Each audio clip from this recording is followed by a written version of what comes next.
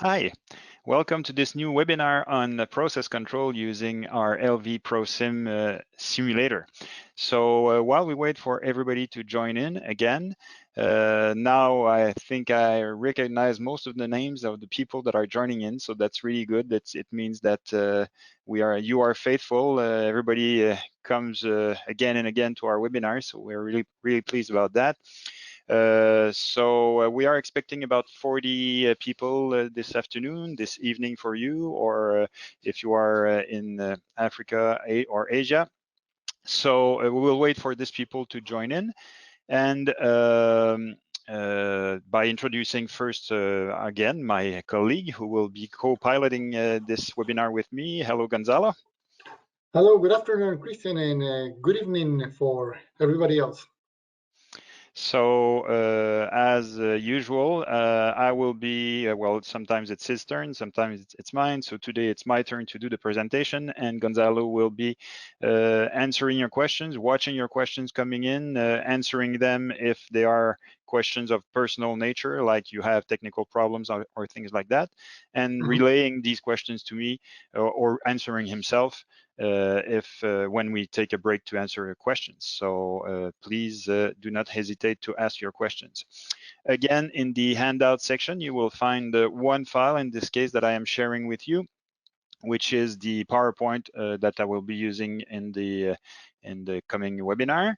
And also, I will just right now copy in the chat box the URL link to download the LVProSim simulator that I will be using during the webinar. So this simulator is available for free, no license needed, directly from our website. And that's the address I just copied. So please download that, install it, and you will be able to perform exactly the same exercises as we will be doing this afternoon. So what are we in terms of attendance? Not too bad. So I think we will start the webinar now. It is 3 past. So yes, and we have lots of ground to cover. So just before starting, please, those of you who are familiar with the concept of process control, so controlling a chemical process, for example, keeping a temperature constant or keeping the pressure constant. So that's the type of process control we will be discussing this afternoon. So those of you who are familiar with this process, please raise your hand using the little hand icon.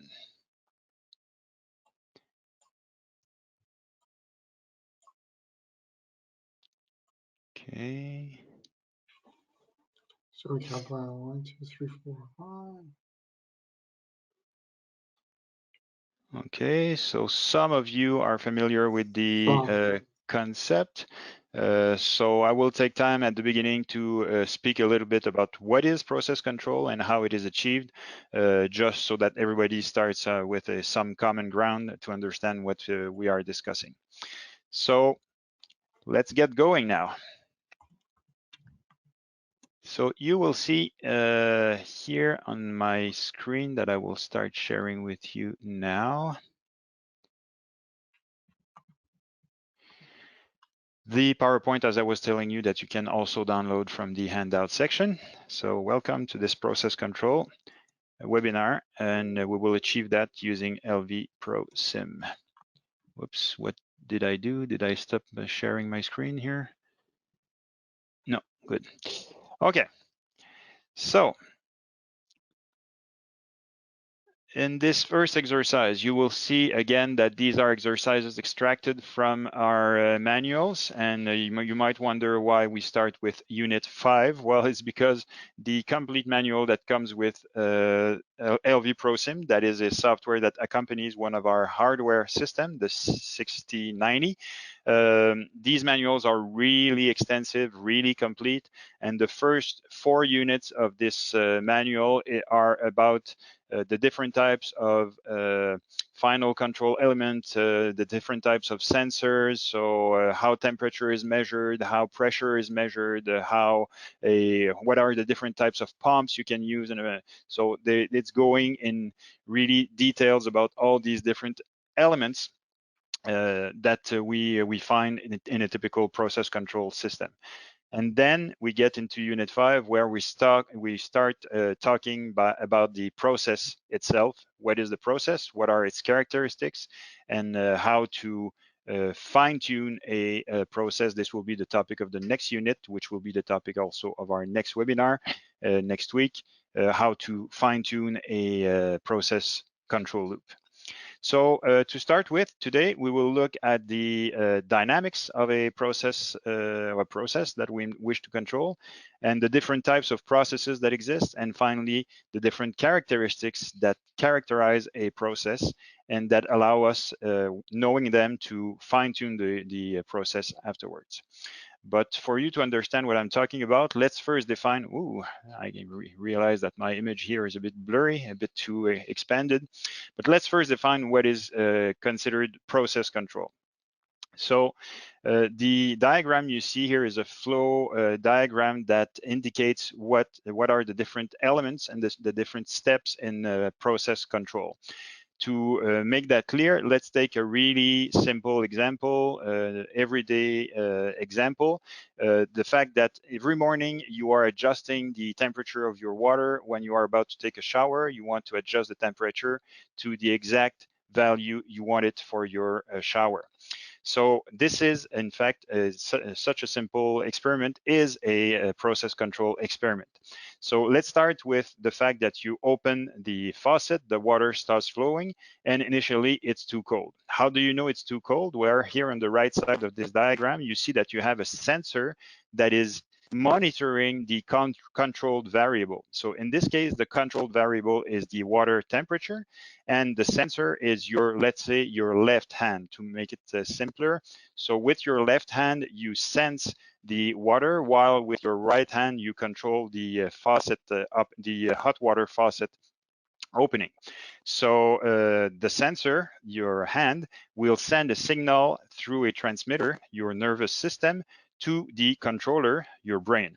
So what will your brain do? It will compare this temperature signal coming in from your hand to your set point. The set point is the temperature at which you like your shower. So it might be 40 degrees Celsius for you, it might be 39 for somebody else. So this is your personal set point.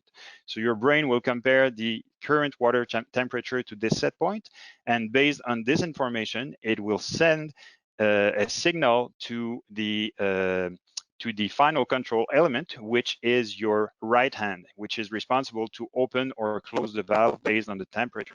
So your right hand will, let's say the water is too cold, will open the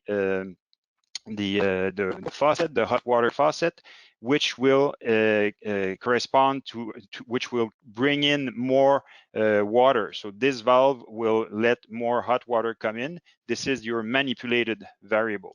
And then this will have an impact on the process, which is the flow of hot water, and it will have an impact on the control variable, the temperature. And then again, in this loop until eventually you reach the exact set point. So you might open the valve, close the valve, and then eventually you will reach a point where you are right at the temperature you want. So this is what we call a process control. But typically, of course, we are naming that process control in the context of an industrial process for which we want to keep a parameter constant. So temperature is really one really common parameter that we need to keep constant in any chemical reaction, for example. pH might be another one, or the level in a vat might need to be maintained at a specific level, or the flow in a specific piping. So all these variables are variables that can be controlled variables in a process. And we will use different control elements and different sensors to be able to maintain these parameters at the desired value.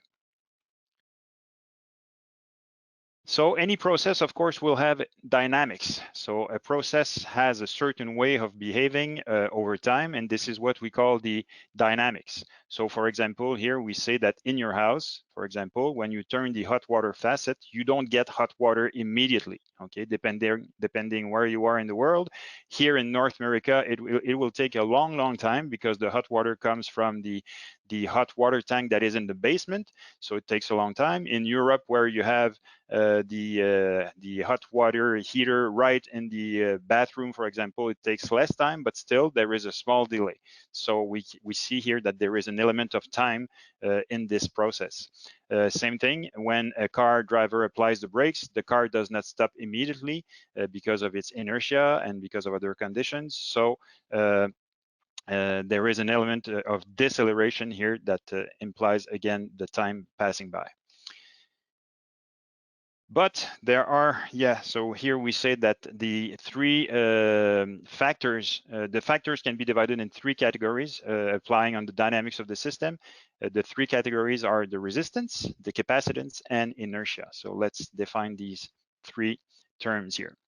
So we say that most processes typically have some resistive part. The resistive part is the part that is opposing the transfer of energy or mass in your system.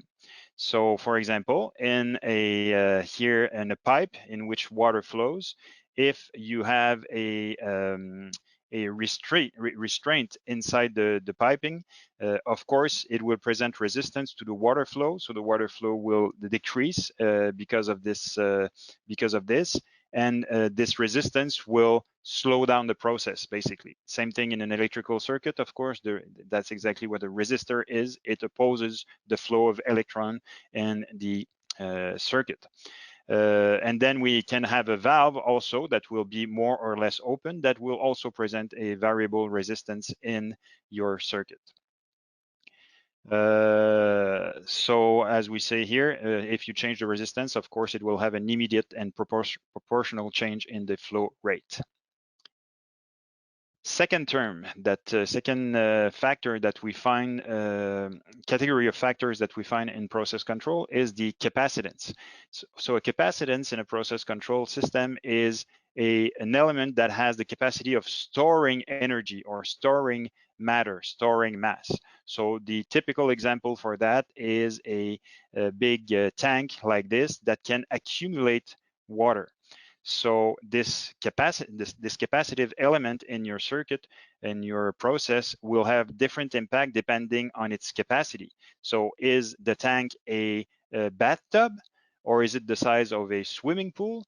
Well, of course, you understand that depending on the size of your capacitance, it will have a huge impact on, for example, the rate at which the level of water is rising inside this tank.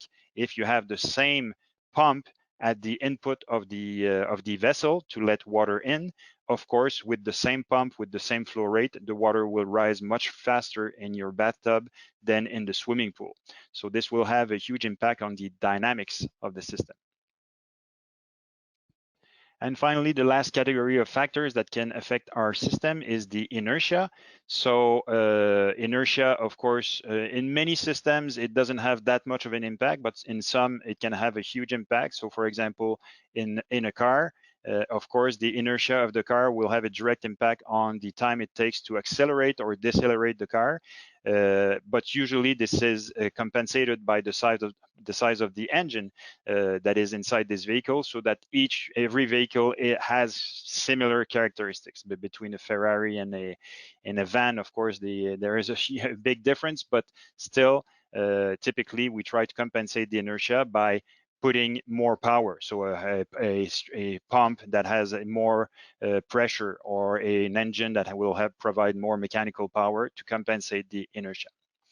So that's it. The types of processes that we will find, we say that the best way to classify a process is to observe how it evolves over time when we do a change to its input variable. So we do a step change to the input variable, and we look at how the controlled variable is responding to this change.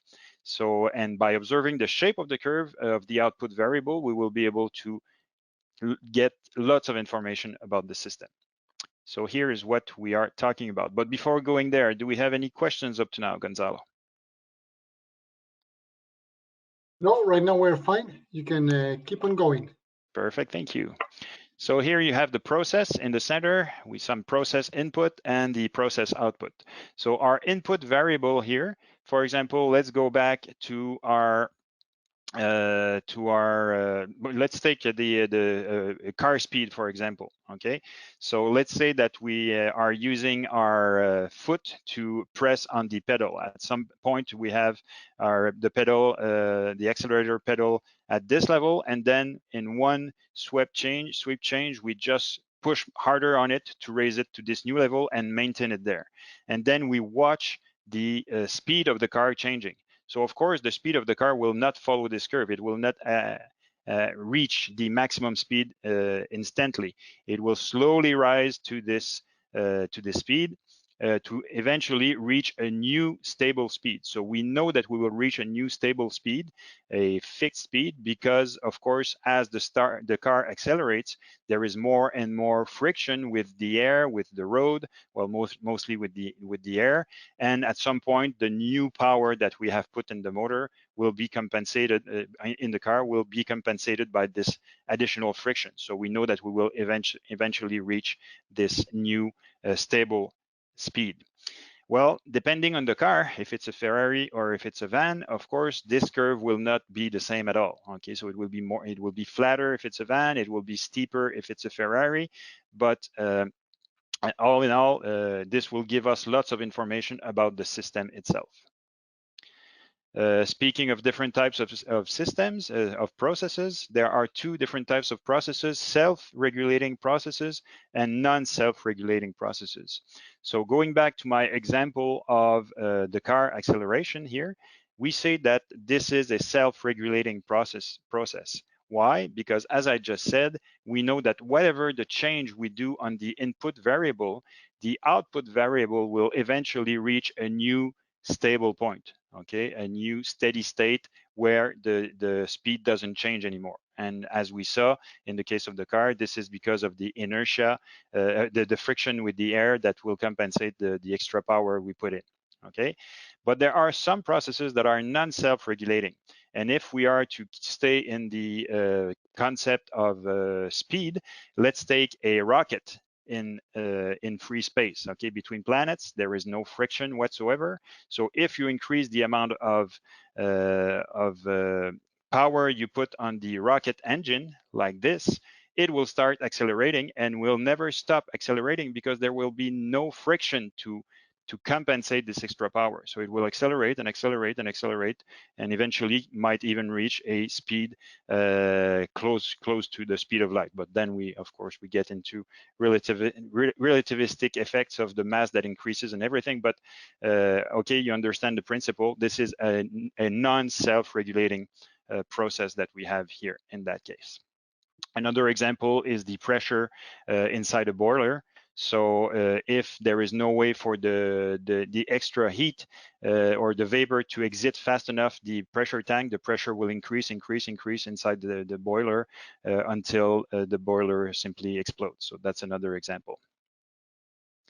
Single capacitance process.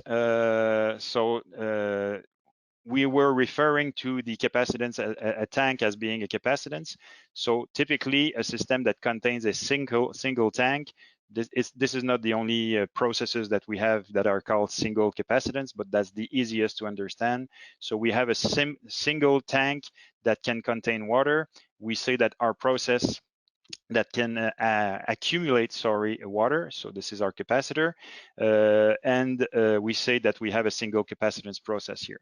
So let's look at the example here. We have a inflow coming into our tank, and then we have an outflow here that can be controlled, the speed of which can be controlled with a valve. Well, let's say for example that this is the water tank for a city, okay? And the valve here, the output valve, correspond to the added usage of water in the city. So we know that in the morning there will be the valve will be fully open because everybody's taking a shower, brushing their teeth and everything. At midday it will be much more closed because no more consumption, and then at dinner time it will reopen again. So of course, if we want to keep our water level constant in our city water tank, we will need to adapt the inflow to this outflow to maintain that constant. So this is, in this case, our process that we are controlling. We are controlling the level in the tank, and we open or close the input valve to control the amount of water coming in. So what we see here is that this single capacitance system will have such a curve here. So we can recognize a single capacitance process system just by the shape of the curve here. So you can see here that as soon as we do a change to the, for example, inflow here, a step change immediately, or maybe after a dead time, but as soon as the curve starts rising, it starts with the fastest rate change from the beginning, and then the rate of change will slowly slow down until we reach the new maximum. But the rate of change will be maximum right at the start. So this is characteristic of a single capacitance process system. So here again, we have that. And on top of that, we add the characteristics that can be read from such a response curve here. So you can see at the bottom, so at the top, we have our input variable, input change on the input variable, step change, sorry, on the input variable. And then on the output variable here, there are multiple parameters that have been added to the graph. So first of all, we can see that the moment at which we have done our step change is called the time zero. So this is when the experiment starts. Then the time that will elapse between time zero and the time that the output variable start changing here is called the dead time. So nothing is happening for a short while because of the inertia of the system, because of the distance that the water has to travel or the heat has to travel. So there is a dead time here. Then the output variable will start changing. And we will characterize this, the rate of change here of our variable by specifying the constant, the time constant of our process here, which is tau, denoted by the letter tau. We will see more about that in a moment. So here we have an example of a concrete example of what experiment could represent this curve here. So if we present a metallic bar to a source of heat, like a candle like this, at the moment we put the bar over the fire, the hand here will not feel any change in temperature immediately. Then the heat will start flowing along the metallic bar until it reaches the hand. At the moment the hand starts sensing a difference in temperature, now we are at TD here. So there was a dead time for between the moment we put the bar in the flame and the moment the temperature reaches the hand, dead time. Then the temperature at the hand will start rising and rising and rising according to this curve here. So you can see that what we use as a definition of our time constant for our process is the time it will take from the moment the output variable start changing. So not the moment we started the experiment, but at the moment that the temperature started changing, and the moment it will reach, the temperature will reach 63.2% of its maximum new value. So for us to be able to decide that, we have to study the system, the response of the system for a long time to eventually reach the point where the temperature becomes stable, okay? Become at a new equilibrium. So at that point, we know what is the 100% of change of the temperature, and we can calculate 63.2% of this 100%. And at the moment that this 63% of the maximum was reached, this corresponds to our time constant for our process.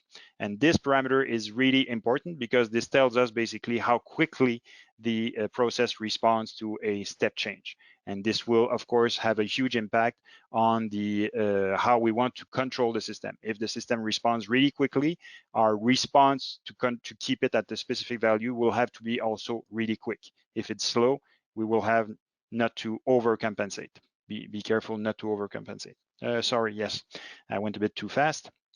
So we can see here on this graph that after 2 time constant, we will have reached 86.5% of the maximum. Then after 3 time constants, 95%. And finally, after 5 time constant, we will have reached 99.3% of the maximum value. So normally after 5 time constant, we say that we are back to steady state. We have reached the final temperature. So this is what I just explained with the simple graph. Another way of determining the time constant, if we can use a computer tool that allows us to trace really precisely the tangent to the curve here, is to trace this tangent at time at the beginning of the rise time here. If we can trace the tangent to this point, the moment that this straight line will reach the 100% level correspond to the time constant here. So that's another way of determining it. But since it is really difficult to trace a tangent to a specific point, that's why we use this mathematical shortcut, and it's perfectly valid, because if we were to look at the mathematical equation behind this, we will see that exactly at this time we are at 63.2%, but still this is another way of determining this value. Another really important characteristic of our process is the process gain. So by how much does the output change when I do a definite change, definite value of change to the input? Okay, so if I change my input, let's say the opening of my valve by 30%, by how much will the output of my process change? So if I am monitoring the level in a tank, if I open the valve more by 30%, will the level in the tank augment by 50%, by 10%? So this determines the gain of the process. And finally, some other characteristics that we won't use together today because they are kind of secondary or different way of qualifying the system. Different types of processes will use different types of characteristics because they are more adapted to the specific process. But here there is the steady state, the response time, the rise time, the settling time, which are all different ways of characterizing a system. But today together we will be using the dead time, the time constant, and the process gain to characterize completely our system. Any questions or comments, Gonzalo? Yes, I have here one question that it says, how do I know what kind of temperature measurement I have to do it in the process control? So depending on what kind of process you have to select either RTDs, thermocouples. If the sensor is going to be in touch directly with, for example, a liquid, so you have to protect it. So there's a lot of things that we have to consider before finding out the right sensor. But basically, the sensor should be able to measure the temperatures of your process within the boundaries of normal work, and should be fast enough to let the controller control the temperature. Also, if for example, if your sensor may get destroyed by the process, for example, you are melting aluminum or iron and you put in your temperature probe and will get destroyed each time, that's something else you have to take into account. So there's several aspects to find out what is the right sensor for your process. Yep, you can keep on going, Christian. Thank you, Gonzalo, for this precision. So indeed, in fact, and that's why there are so many different types of sensors and so many different types of actuators in process control and final control elements, because depending on the process, the needs will vary extensively. Okay, so from the conditions of operation, the amount of power that needs to be put, etc., the corrosive nature of what you need to control. You will need different types of materials, of pumps, and whatever. So this is a whole topic, and that's why the first 4 units of this manual are about these different elements that we find in a process control system. Okay, so let's now have a look at how we can achieve how we can characterize a system, okay, by checking the system in open loop, then recording the response curve of the open loop system, then analyzing the open loop response curve and getting the data from there. So this open loop method we will be using will allow us to determine these three parameters, again, dead time, time constant, and process gain, and also the order of response, which is something that we have not discussed yet that is about to come. So the steps to obtain the response curve is, first of all, you want your system to be in manual mode. So basically, you don't want the controller to interact with the output variable. So in the case that I was using at the beginning, you don't want your right hand to control the faucet. The faucet. We will just make a step change in the opening of the faucet initially, and then we will keep our left hand under the water to feel the temperature, measure the temperature change, but we won't do anything about changing this temperature anymore. We just want to record the response of the temperature change following a change in the input variable. So here what we will do is that we will do a step change in our input. In this case, we will change our input from 30% opening to 60% opening, for example. And we will see our output variable vary from its initial level, which is 10%, to its new maximum level, which is shown here as 90%. Okay, so this is in blue here our response curve, and this is what we want to analyze to get all the parameters that we need. First of all, by looking at the shape of the curve, we will be able to determine the process order of our process. So if, like all the examples we've been looking at up to now, the curve starts rising immediately with the fastest flow rate of change, the fastest rate of change right from the start, and then the rate of change, the slope decreases and decreases from that point, we know that we are with a first order process or single capacitance process. If instead the curve starts rising, the rate of change slowly increases to reach a maximum and then again start decreasing, then we see that we have two inflection points in our curves, a first inflection point here and another inflection point here. Okay, well, in fact, here where the maximum slope is found, then we know that we are in presence of a process of the second order or multiple capacitance process, and the way to analyze the curve will not be the same depending on which type of process we have to analyze.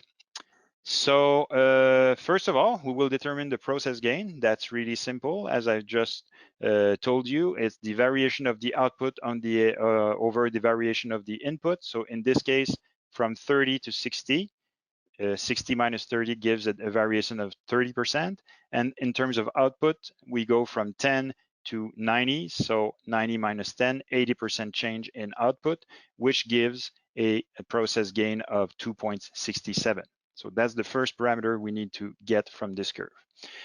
Then we need to find the other parameters, it's better if we prepare the response curve for analysis, because there is a portion of this curve that we're not interested in. I'm talking about the blue curve here. So anything that comes before T0, we're not concerned about. Okay, so we want to remove that.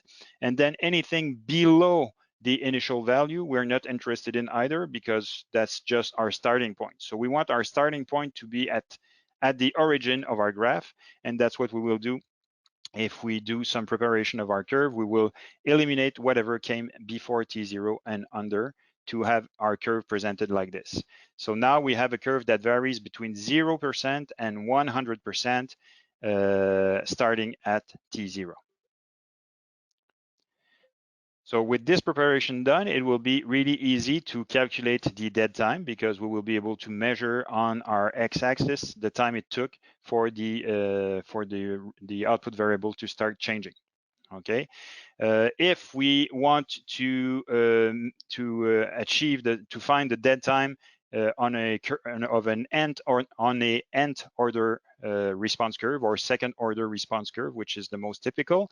Then we would need to trace the tangent to the maximum slope here, and the point where this tangent hits the x-axis is our dead time.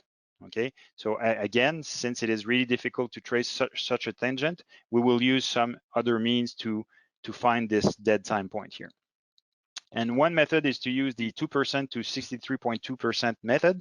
So now that we know the maximum level that our output variable will reach, the 100%, it's easy for us to find at what time it has reached 63.2% and at what time it has reached 2% of this maximum level. And if we find the time corresponding to these 2 and 63%, 63.2%, we will be able to find at the same time the dead time, the time it took to reach 2%, and the time constant, the time it took between 2 and 63.2%. So this will give results close enough mathematically to give us a really good starting point to tune our feedback loop. Finally, there is one last method that is also often used, using 28.3 and 63.2 as the 2 points to trace our tangent. But all in all, it all comes to the same kind of results.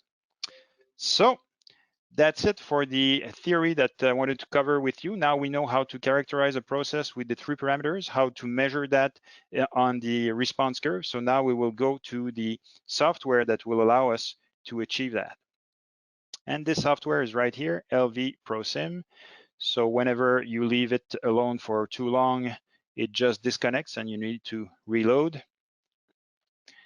So when you launch this software, again, I provided you with the link so you can just access it and launch it from this link I sent you. It will ask you if you want to run in simulator mode or in connected mode. If the software detects that the I/O box that can be used to control real systems is connected to the computer, then you will have the option of running in connected mode. But here, I'm not connected to anything, so I have only simulator available. So in this software, we have multiple elements of control, but for the moment, we will concentrate on only what is required to achieve the characteristics, to find the characteristics of our curves. Okay, so I will just make sure here that I don't forget anything. Well, first of all, let me just show you quickly this little PowerPoint just to introduce the system, and I'll go back to the software itself in a minute. So what you can see here is that this software that it can be used to control real systems. So what you see here is the family of process control systems we have at Festo, the systems that are built in Canada. So 3 of them. But initially, this LVProSim software was meant to be used in conjunction with the young brother of the systems, this one here, that is not controlled by PLC like the other ones are. As you can see here, these ones are controlled by PLC, while this one was to be controlled by this software. And the software is able to communicate with the system through this I/O box, the USB interface. So this gets connected to the computer to relay the information, and it provides multiple 4 inputs and 2 outputs to control 2 different control parameters in the system. But this could be used to control also larger systems like this, because they all speak the same language, the 420 milliamp language. So it's easy to communicate with any of these devices using LVProSim as the controller. So LVProSim is at the same time a process simulation and control software. So if you run in simulation mode, as we will do today, we will be able to enter a mathematical model of a process and use the tools to fine-tune the loop to respond to this mathematical model. Or we can be in control mode, in which case we will read the real data from the real process data from the system, do the processing in the software, and return the control data to the system if we are in control mode. And yes, as you can see, this is compatible with Android and Microsoft tablets. So it's possible also to have this software running on a tablet. Okay. So now the mode we're interested in is the process simulation mode. So for this, I will go back to the software itself to present it to you now. So here is LVProSim.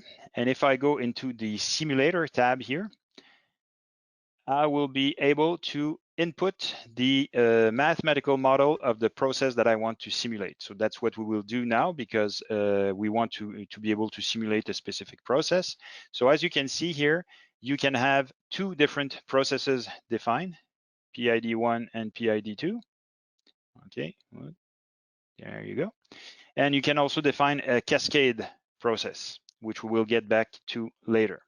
So let's get back to my PID1 here. Hello. Yep, your There you go. parameters will It's be just 10. slow a little bit to respond. Yeah, my Okay. dead time was too long. Yeah, that's it. So a time constant 1 will be 10. Oh, okay. Sorry, I was about to load the file, but okay, go ahead. Or you can load, yeah, time 2 is 0. Yeah. Gain will be 0.57. 0. And my dead time will be 2.8. 2.8 here. So right now that you're in this area, I have a request that arrived like 1 minute ago. Can you show the equation? So can you click on the gray square? In this one here? No, down. Go down. Oh, There. this one. Yes. Yep. There Thank you. you. So yes, we can display the equation that is applied here and also in the disturbance. So it's also possible to enter an equation for a disturbance dynamics here. We will leave that off for the moment. This would be the topic of the next webinar. For the moment, we just want to characterize the system with no external disturbance or no automatic control. So here are the parameters that we set for our mathematical model, saying that the process will respond to an input change after 10 seconds. It will have reached 63% of the maximum value. Its gain is 0.57, so it responds by a less than unity gain to a change in the input. And finally, there will be a delay of 2.8 seconds between the moment we do a change to the input and the moment the output start changing. So I apply these settings here. And now we can see that the equation was adapted here, refreshed. So we can close that. And now what do we see else here in the interface, where we will be able to create meters here. So in fact, that's why I would like to open that, Gonzalo, because I would prefer using the pre-configured meters and everything. It will just be quicker because time is flying. So let me get to this. So once again, just like we had in LVSim and LVDAC, you can save a configuration and open it at a later time. So this saves time. This saves time, sorry. So now you can see that we have our meters configured here. And I will go back to my sim to make sure that it has loaded properly. Yes, the parameters here, perfect. So so you can see that what we will be monitoring in this, so what we are simulating in this exercise is a process of level control. So we want to control the water level in a tank. Here is the set point that we want to have our water level at, so 25% of the maximum level of water in the tank. And the pump speed, again, can vary between 0 and 100%, 100% being the maximum speed for the pump. So as you can see, all of the units that we use here are in percent, because it makes analyzing everything much easier than comparing liters per minute, but to watts in the pump and things like that. So having everything in percent makes it much simpler. So right now you can see that we are in auto mode, which so we have two PID controllers, because it's possible with this simulator to do cascade control or have more advanced control requiring 2 controllers. But for this first example, we will use only controller 1, PID 1 here. And our 2 processes can be either controlled automatically by the controller or manually. So in this case, we said that we want to go into manual to be able to characterize our process. So I will switch to manual. But before doing the step change, I will show you the other tools that we have at our disposal here. So this part here, proportional, integral, derivative, these are the parameters that we will set in the next webinar to control automatically our process. So we'll talk about that in the next webinar. For today, and same thing for the set point. This is the value we want our system to be to stay at, and this will be in the control portion next webinar. So the process here is what is the variable that is under control. So what is our process variable, basically our controlled variable, and here in this case it's the primary simulator output, which corresponds to the water level here.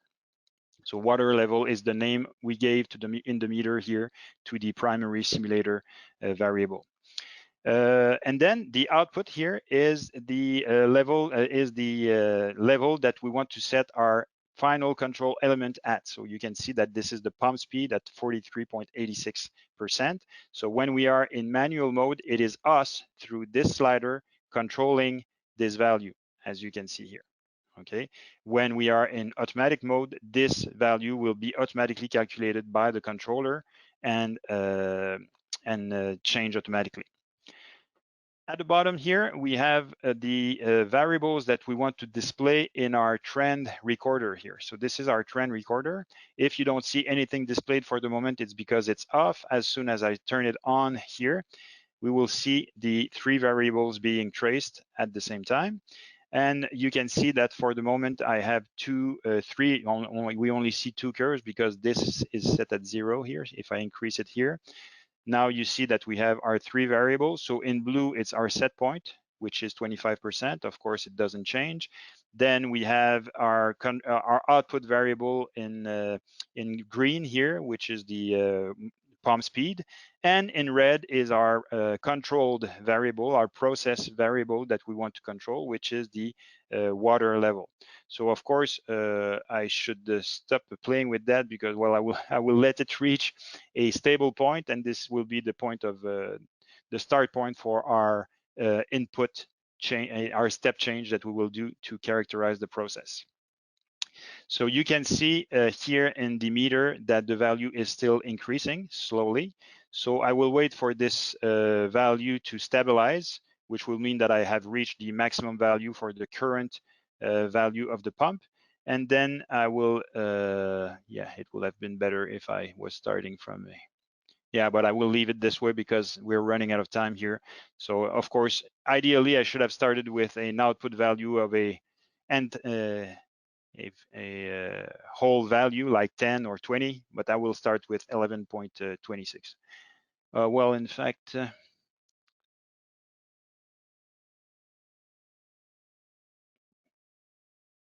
yeah,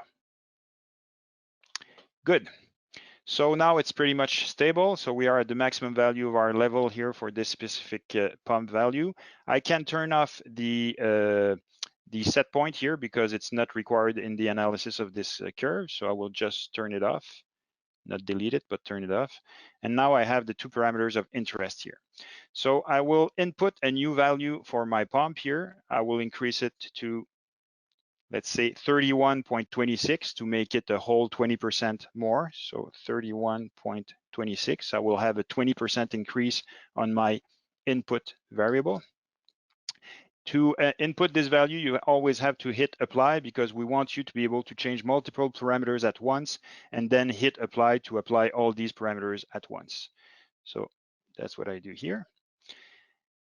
And now we can see immediately that, yes, we had some dead time. It took some time for the output variable to start changing after the input change. And we see that the value of our process variable is slowly changing to reach a new maximum.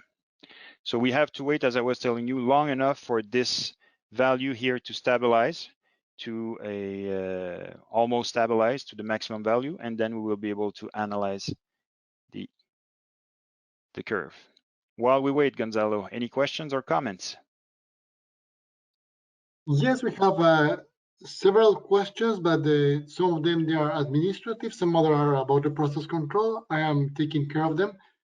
And I have shared for everybody the link where you can download the program. So I had done it right at the start. It was not already in the chat box? it was, but it was requested again. Okay, perfect. And if the questions that you have about process are of a general interest, please relay them verbally to everyone so that everybody hears the answer. So now we can see that we have reached the maximum level for our water level, or mostly. So we can stop our recorder here. So of course the values will keep changing, but we are not recording them anymore because we don't need them. So you will see that with the little hand here, you will be able to drag your curve to be able to look at the specific part you're interested in. We have some control on this graph here with the trend recorder controls at the bottom here. So you can say that we can control, see that we can control the span in minute for the whole width of the graph. So from 2.3 to 3.3, I have a whole minute displayed. I could display also 10 minutes, okay, if we want to have a larger overview. But of course, to characterize the process, we want to be as close as possible to get the most precise results. So we just go to a span of 1 minute here, and again pan to the beginning of the curve here. Good. Then we can also control, we can display cursors, and that's what we will do now to be able to do precise measurements on these curves. So the first thing we want to measure is the gain of our process. So for this, we require the initial value and final value of both the input variable and output variable. So for input, anything to say, Gonzalo? No. Okay. So for the input variable, it's really easy. We just we know the values. We were at 11.26 and we went up to 31.26. So these values are already known. For the values on our level curve, we will need to turn on our Y cursor here. Okay. Now we have two cursors, Y1 and Y2. So I will set Y1 to be perfectly aligned with the initial value, the initial level value of in the tank. So this value here. And I will set Y2 to be at the maximum value. So I will pan a little bit this way to make sure that I see the maximum value. So like this here on my maximum value. And now we can read the values of Y1 and Y2. Christian, can we change the units of the cursor? The units, you mean this here? No, you go down under Y cursor, there says a unit. Oh, unit here, yes, Yeah, sorry. yeah, That's can why. you change it to Sorry, yes. percentage? Yeah, Thanks so much. Sorry, thank you. That's what I was missing. And same thing here. I can, yeah. So here we have our values for Y1 and Y2. So we can see that Y1 is at 6.222. This is the in percent the level of water at initially, and then we rised up to 17.77. So if we are to calculate this little gain, so we want to do variation of the output to variation of the input. So we go from 17. So 17.778, whoops, 0.778 minus 6.222. So that's the variation in output. And I will divide that by the variation in input, which was 20, because we went from 11.26 to 31.26. So divided by 20. So I didn't really need the parenthesis, right? and this will give 0.5778. So this is the gain of our process, what we call KP. So the gain of the process, 0.5778. Remember this number really well, because when we start the webinar next week, these are the values we will take to do the fine-tuning of our process. So of course, we will keep these values for you. Then the second parameter we're interested in is the dead time. So the time it took from the step change and the rise, the start of the rise here. So we will, for that, turn on our X cursors, and we will bring X1 to the beginning of the step change here, and X2 to the beginning of the level rise here.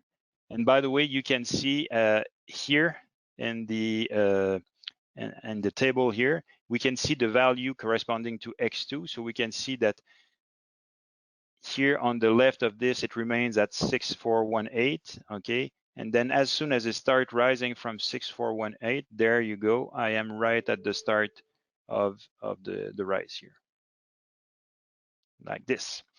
So now we have the time, the two time values here. So 2.471, 2.504. So we just subtract the two and we get the dead time, 2.504 minus we said 471, 2.471.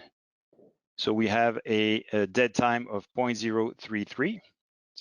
Minute, be careful, this is in minutes, so we need to multiply that by 60 to have it in seconds. So 1.98, close to 2 seconds. And finally, to get our I'm always looking for the word.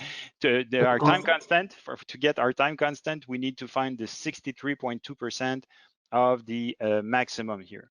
So 63.2% of the difference between, in fact, the two. So the difference between our maximum, which was, we still have it here. So 17.778, 6.222. So I once again, 778 minus 6.222. So this is the difference between the two. I want to get 63.2% of that. So I will just multiply that by 0.632. So this is 7.3. So a rise of 7.3 from the initial level is 63.2% of the rise. And I need to add that to the initial value, of course, which was 6.222. So I add 6.222. And when I reach 13.52%, I am at 63% of the full rise. So I will just decrease I will use my X2 cursor here, or X1, no matter, to get the value. So if we look at the value here, the primary sim output, I want to find the place where I get at 13.52. So that's about here. Yeah, really close to 13.50. Well, sorry, it's a bit difficult to be right on it. So this corresponds to 63% of my rise. And this happens at the time here, which is X1, 2.673 second, as we can see here. So this between, so that the difference between this and my X2 here, which is 2.504, will be my response time. So 2.673 minus 2.504 is 0.169 minutes multiplied by 60. We get 10.14 seconds for our response time. Well, these are the values we got from the analysis of this curve, and we are really lucky because since we are responsible for the mathematical model of this process, we can compare these experimental values we got with the mathematical values that we have input in our mathematical model. So let's go see if these corresponds to our model that we have input. So time constant 10, I am at 10.14, not too bad. The gain 0.57, I think that's exactly what we got. And the dead time 2.8 seconds. I might be a bit low there. I think we reached 2 seconds, so maybe I didn't read perfectly the curve, but still you see that we get really close to these values. And these are the real perfect values that we are searching, basically. So we can see that the process is really good to find these parameters. And of course, in a real process, we never start with these values. We don't know them. The goal of what we just did is to find these values that we will then use to fine-tune our loop. So that's about what we wanted to cover with you today. Are there any questions before we conclude? Yes, we have one question. Can we draw in the simulator, for example, the tank, the pump, and the valve? If we can draw them? Yes, if we can draw in the simulator our process. Okay. No, unfortunately, we do not include any drawing tool or tool to create a schematic of the process. That would have to be done elsewhere. So we cannot, and of course not even less so having a working model that you would draw and then see it in action, you know, with the water flowing and things like that. This is not the kind of thing we do with this simulator. It's only really the control and the mathematical model of the process. Perfect. Do you have another question that they have problems making the installation of the software? Normally, when you download the file, first unzip the file and then install it. Then you will have a good working simulator. Yes, indeed. You should always, anything as you download from our website, you should always unzip them before installing. So do not just double click on the zip and then double click on exe. Double click on the zip, press extract all, extract everything, and then from there, from the new extracted location, do the installation. And of course, also, I don't know about this software, but some might require administrative rights. So you have to make sure that you have these rights on your computer. Yep, perfect. So that was, we have another question here. The cursors X1 and X2, what are they measuring, time or percentage? In fact, both for X1 and X2, as you can see. So when I move X1 here, you will be able to see the value, the percentage value that matches the position of the cursor on the 3 curves that I am following. So right now I am, well, in fact, if I had the set point here, of course, displayed. So if I move the cursor, I can see that at this position, for example, of X1 cursor, the value of the output curve is 31.26%. Whoops. The set point value is 25%, the blue curve, and the primary sim output, the red curve, is at 14.154. So I get the percentage values corresponding to these 3 curves at this location, and then here I get the time reading for the cursor. So X1 is currently located at 2.698, as you can see here on the scale. Same thing for X2, and the Y cursor will only give us the percentage values of the so the value at which the cursor hits the y-axis here, basically. Perfect. In my side, no more questions. Perfect. So thanks again for attending this webinar. Hopefully it will have been useful to you. And next week, we will continue with this LVProSim process control using LVProSim topic. And this time it will be to fine-tune the loop to be able to have a system that responds in automatic mode perfectly, the most quickly as possible, and maintaining the value as close as possible to its set point. So we will study next week how to achieve that, and how to find the proper P, I, and D parameters required to achieve such a automatic control. So thanks again. Don't forget to register to the upcoming webinars. And Gonzalo, a goodbye word from you.